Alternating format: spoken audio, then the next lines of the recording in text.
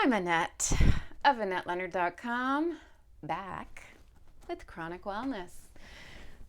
Uh, so I was recently watching This Is Us.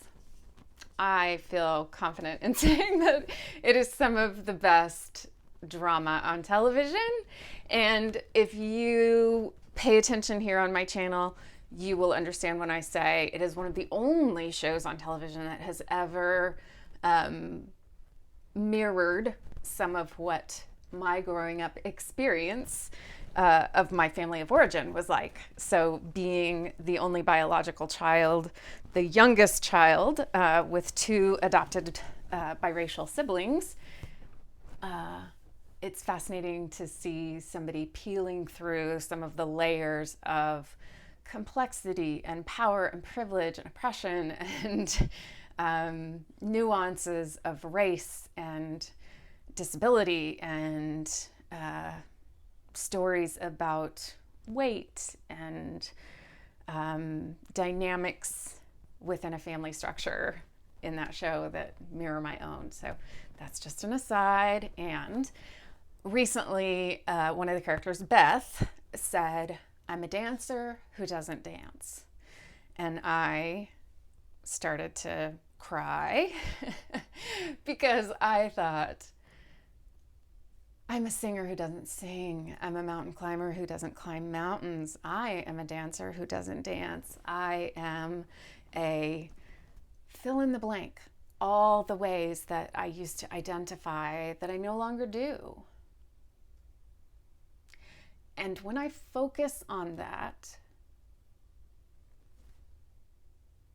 it hurts. When you focus on the things you have lost, on the identities that you aren't, it's painful. And then I thought too about the wisdom of Byron Katie, a name I have spoken many times here. And she is an enlightened being, an ascended master who walks among us. And she asks us to take our most stressful thoughts, like, I'm a singer who doesn't sing, and ask, is it true? And I say, with all the knowledge of my body, a resounding, yeah, hell yeah. And then the next question is, are you sure that it's true?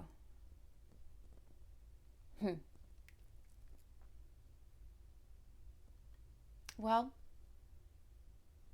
I sing in my mind. I hum a few bars here and there. And then I think more metaphorically around the music that I make by having hard conversations with one of my nephews who is becoming a young adult, or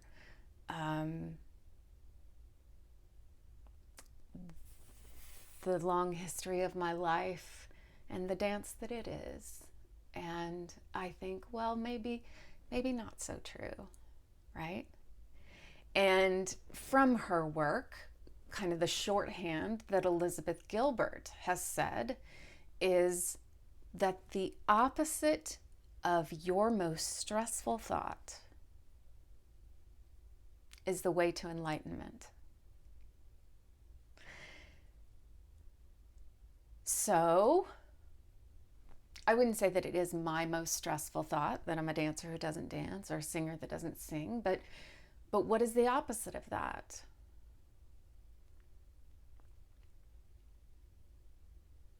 I'm someone who dances all the time. I sing with my whole being.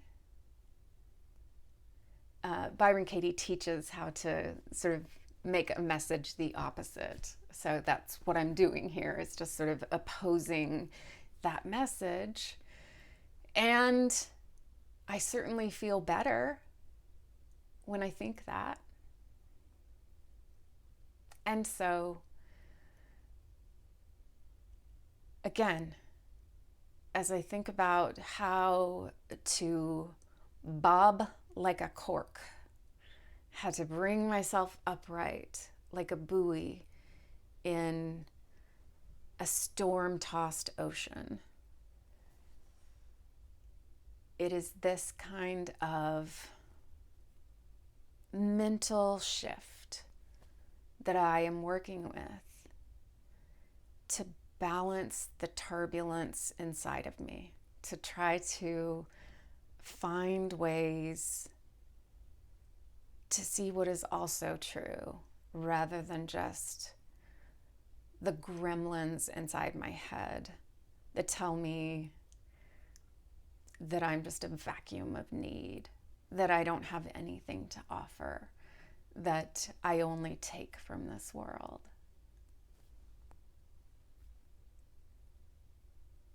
That I'm going to turn those around. That I have only love to give. That I am not needy, but need just the right amount. That I am giving exactly what I'm meant to be giving to the world. And you can tell by my facial expression that I'm still working with this, and I just did those in the moment, that when I have time with quiet or in writing or in sitting down and talking with you to perfect these. And it is worth taking the time to do that, because I can just as easily lie to myself as I can tell myself the truth. And so it is worth taking the time to figure it out and tell myself the truth. So, the opposite of my most stressful thoughts are the way to enlightenment, but more importantly, just the way to freedom, rather than being locked in the prison of my own ugliest thoughts about myself. I love you. I see you. This is a hard road we're on. It's painful and isolating. So I congratulate you on choosing to extend yourself and spend a few minutes listening to a message that is counter to those ugly critics sitting up in our head, judging us and lying to us about the truth of what we have to offer to our loved ones, and as an example, to others who are invariably following us on this hard road. So, health is not a guarantee. Most people are in temporarily able bodies, and so we can shine a light, be a beacon, and teach them while we're teaching ourselves about how to walk this path. Thanks for sharing a little bit of it with me. Be well.